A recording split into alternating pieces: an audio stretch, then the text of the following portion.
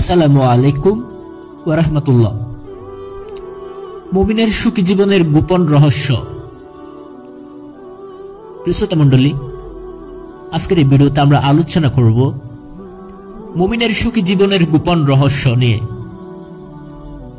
আমাদের চারপাশে এমন অনেক মানুষ আছে, যখন আপনি তাদের জিজ্ঞেস করেন, ভাই আপনি কেমন আছেন, তারা মুখ ভরে হাসি দিয়ে বলবে, আলহামদুলিল্লাহ, আল্লাহ আমাকে অনেক আরামে রেখেছেন, অনেক শান্তিতে রেখেছেন।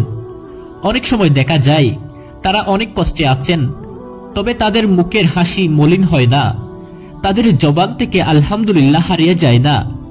জীবনের শত ঝড় ঝাপটার মাঝেও হাসি খুশি থাকেন। আবার এমন কিছু মানুষ আছে, যখনই আপনি তাকে জিজ্ঞেস করেন, ভাই আপনি কেমন আছেন, তারা দেরি না করে আপনাকে শোনাতে শুরু করে তার দুঃখ কষ্টের লম্বা ফিরিস্তি, লম্বা কাহিনী। মুখ বেজার করে তারা বলতে থাকে, আমি ভালো নেই, এই কোন রকম বেঁচে আছি আর কি। এদের মুখে আপনি কখনো হাসি দেখবেন না, সবসময় তাদের মুখে শোনা যায় অভাব, অভিযোগ। প্রিয় মুসলিম ভাই বোন আমার, একটু গভীরভাবে লক্ষ্য করলে আপনি দেখতে পাবেন, প্রথম দলের লোকেরাই সবচেয়ে সুখী মানুষ। তাদের সুখী জীবনের মূল রহস্য হলো শুকর, আল্লাহ তাআলার শুকর আদায়। শুকর মুমিনের জীবনকে সুখ ও শান্তিতে ভরে দেয়। এই শুকরের কারণে দুঃখ, কষ্ট, অভাব, অনটন, যন্ত্রণা জর্জরিত মুমিনের জীবন সুখময় হয়ে ওঠে। অনেকে ভাবতে পারেন, দুঃখ, কষ্ট, অভাব, অনটন থেকে কিভাবে আমাদের অন্তরে সুখ আসবে। প্রিয় ভাই বোন আমার, এটা গুরুত্বপূর্ণ একটি প্রশ্ন। মানুষ কখনো নিজের অবস্থার উপর সন্তুষ্ট থাকে না। মানুষকে স্বভাবটাই এমন। কেউ গরিব বলে মন খারাপ করে, ধনীদের গাড়ি বাড়ি, আরাম আয়েশ দেখে সে মনে কষ্ট পায়, আমি কেন এত গরিব। কেউ মেধা ও প্রতিভা কম বলে হতাশায় ভোগে, মেধাবী ছাত্র ছাত্রীদের দেখে সে দীর্ঘ নিঃশ্বাস পেলে, আমি কেন তাদের মতো প্রতিভাবান নয়। কেউ কেউ রোগ যন্ত্রণায় জর্জরিত হয়ে হতাশা হয়, আমি কেন সবার মতো নয়। অনেক ভাই বোন আছেন যারা নিজেদের শারীরিক গঠন ও সৌন্দর্য নিয়ে মন খারাপ করেন, আমি কেন অন্য সবার মতো দেখতে সুন্দর ফর্সা নয়। এভাবে পৃথিবীর কোনো মানুষই পরিপূর্ণ নয়। সবার কোনো না কোনো ঘাটতি থাকে, আর সেই ঘাটতি নিয়েই সে মন খারাপ করে বসে থাকে। শুকরের অনুভূতি জাগে না।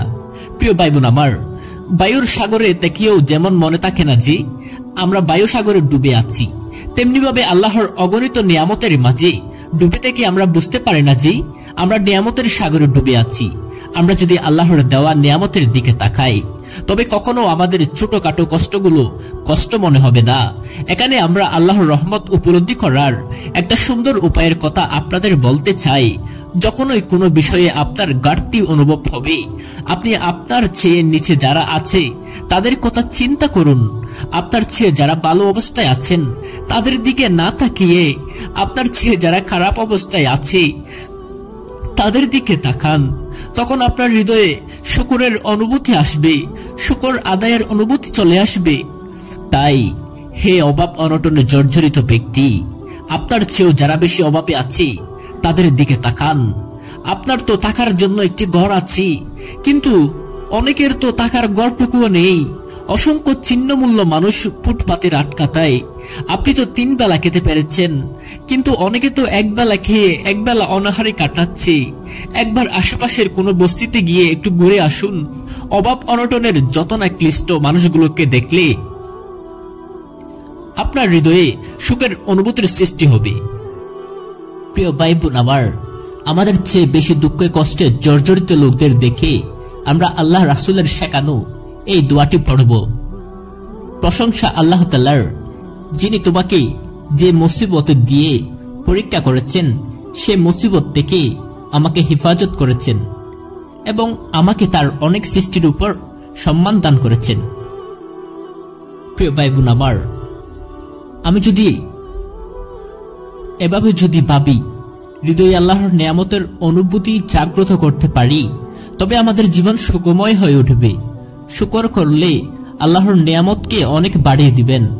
আল্লাহ সুবহানাহু ওয়া তাআলা বলেন, সূরা ইব্রাহিমের 7 নম্বর আয়াত, যদি তোমরা কৃতজ্ঞতা আদায় করো তবে আমি অবশ্যই তোমাদের নিয়ামত বাড়িয়ে দেব, আর যদি তোমরা অকৃতজ্ঞ হও নিশ্চয় আমার শাস্তি অত্যন্ত ভয়াবহ। হে প্রিয় ভাই বোন আমার, আজ থেকে বদলে ফেলুন নিজের মানসিকতা। আপনার জীবনে আল্লাহর নিয়ামতগুলো উপলব্ধি করুন, আপনার জীবনকে সুকরময় করে তুলুন। ইনশাআল্লাহ শত ঝড় ঝাপটাতেও আপনি বিচলিত হবেন না। আপনার মুখে সব সময় শুকর আদায়ের হাসি থাকবে। শত মুসিবতেও আপনার জবান থেকে আলহামদুলিল্লাহ হারিয়ে যাবে না। আল্লাহ তাআলা আমাদের সবাইকে সুকরময় জীবন, সুখী জীবন দান করুন। আমিন ইয়া রাব্বাল আলামিন। প্রিয় শ্রোতা মণ্ডলী, প্রিয় মুসলিম ভাই বোন আমার, নিয়মিত ইসলামিক ভিডিও পেতে আমাদের চ্যানেলটি সাবস্ক্রাইব করে